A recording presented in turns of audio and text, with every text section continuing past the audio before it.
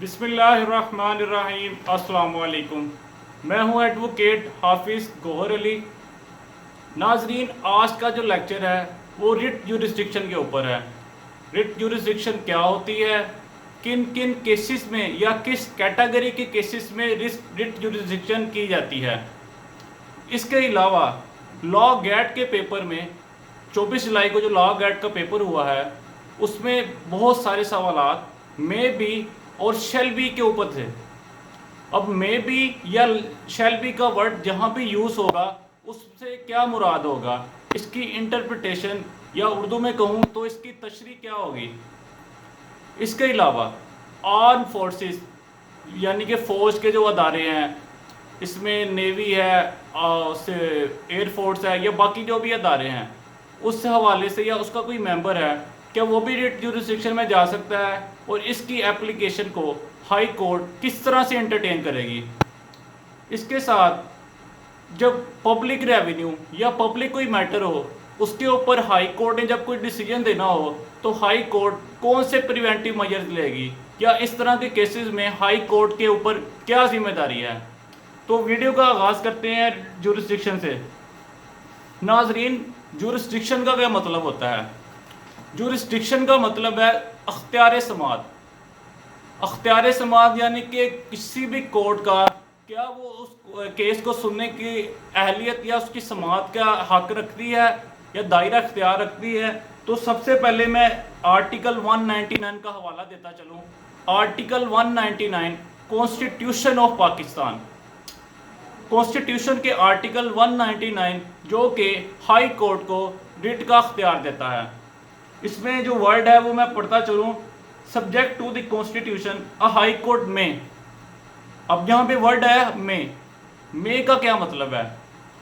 नाजरीन, मे का वर्ड जब भी यूज़ हो, या वो कॉन्स्टिट्यूशन की किताब हो या फिर कानून की कोई और किताब हो, मे का वर्ड जब भी यूज़ हो तो इसका मतलब है कोर्ट की डिस्क्रिशन, कोर्ट की सवाबदीद है, ये कोर्ट की चॉइस है, कोर्ट की मर्जी है कि वो इस एप्लीकेशन को एंटरटेन करती है या नहीं करती।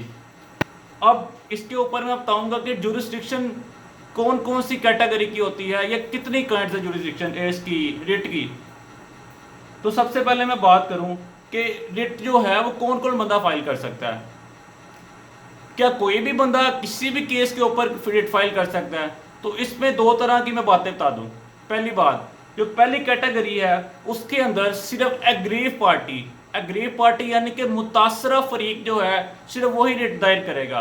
और वो रिट कौन कौन सी हैं? इसमें रिट मैंडामस है, इसके अलावा प्रोहिबिशन है, सरसराई है। अब इसका मैं आपको इसकी इंटरप्रिटेशन भी कर दूं।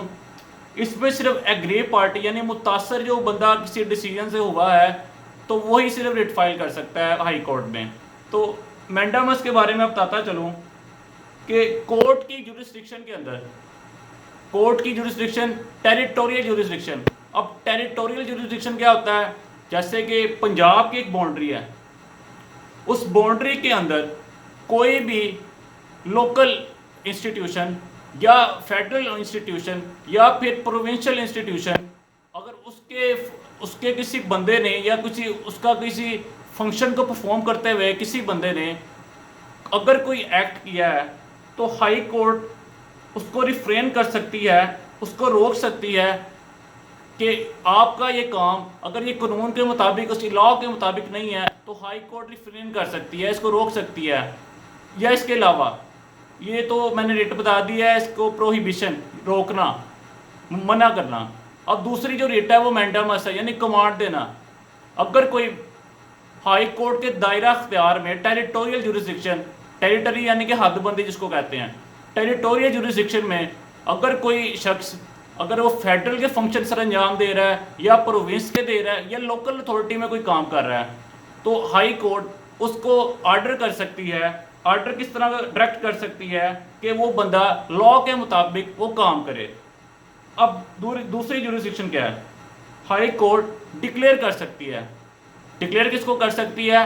हर वो बंदा जो हाई कोर्ट के दायरा अख्तियार में, हाई कोर्ट के टेरिटोरियल जुरिस्डिक्शन में कोई बंदा अगर वो कोई फेडरल के हवाले से कोई फंक्शन सर अंजाम दे रहा है या प्रोविंशियल लेवल पे कोई बंदा उसकी ड्यूटी सर अंजाम दे रहा है या इसके अलावा लोकल अथॉरिटी, तो हाई कोर्ट डिक्लेयर कर सकती है कि आपका कोई वो एक्ट है वो अनलॉफुल है और इसका कोई लीगल इफेक्ट नहीं है।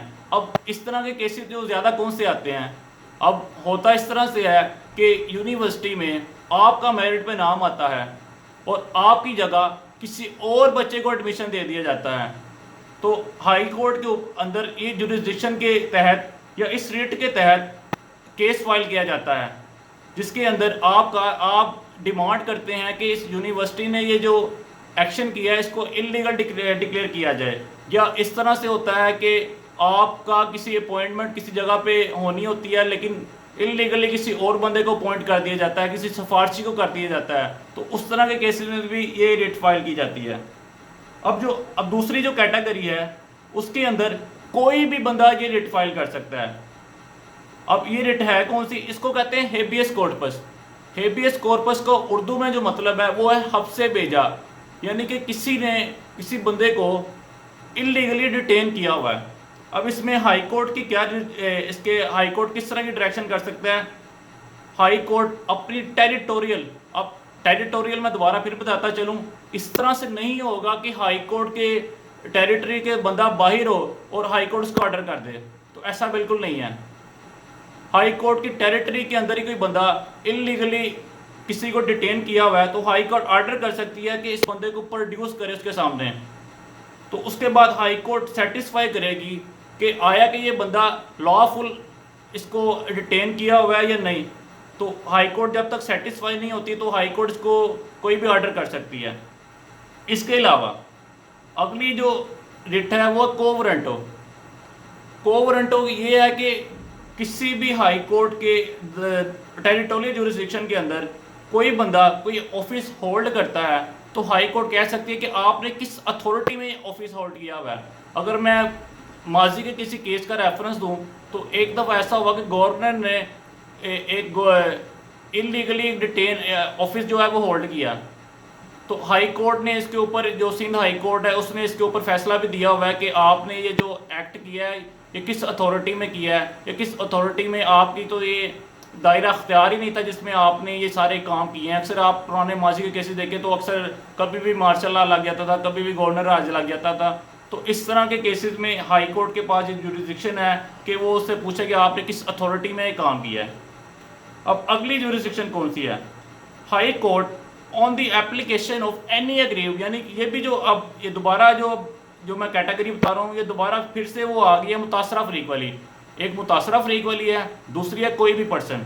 अब कोई भी पर्सन में तो हेबियस कॉर्पस वाली थी और दूसरी थी कि व्हाट अथॉरिटी, कि किस अथॉरिटी में, को वारंटो वाली। और बाकी जो तीन जो रिट्स थी जिसके अंदर थी मैंडामस थी, प्रोहिबिशन थी और सर्सराय, इसके अंदर जो एग्रीव पार्टी सिर्फ कर सकती हैं। हेबियस कॉर्पस और को वारंटो में कोई भी बंदा एप्लीकेशन दे सकता है। अब एक और यहाँ पे आई है रिट, उसके अंदर एग्रीव पार्टी मुतासरा फरीक हाई कोर्ट जो एप्लीकेशन के ऊपर हाई कोर्ट ऑर्डर कर सकता है, चाहे वो गवर्नमेंट खुद ही क्यों ना हो। और ये कौन से केसेस में ऐसा होता है, जब आपका फंडामेंटल राइट इन्फ्रिज किया हो किसी भी गवर्नमेंट ने, चाहे वो पब्लिक, चाहे वो लोकल अथॉरिटी हो या कोई और इंस्टीट्यूशन हो, फेडरल का हो, प्रोविंशियल का हो, तो हाई कोर्ट इसके अंदर ऑर्डर कर सकती है कि इसका फंडामेंटल राइट इसको दिया जाए। तो आई होप आज आपको ये लेक्चर समझ आ चुका होगा। इंशाल्लाह अगली वीडियो में मैं आपको बताऊंगा कि आर्म फोर्सेस के हवाले से हाई कोर्ट किस तरह से इसको एंटरटेन करती है, कि हाई कोर्ट के पास इसका दायरा इख्तियार है। इसके अलावा पब्लिक रेवेन्यू के मैटर के ऊपर हाई कोर्ट का क्या जुरिस्डिक्शन है। तो माजरत चाहूँगा कि इस वीडियो में मैं सारा कवर नहीं कर सका, तो इंशाल्लाह अगली वीडियो में सारा कवर करूँगा। थैंक यू, अल्लाह हाफिज़।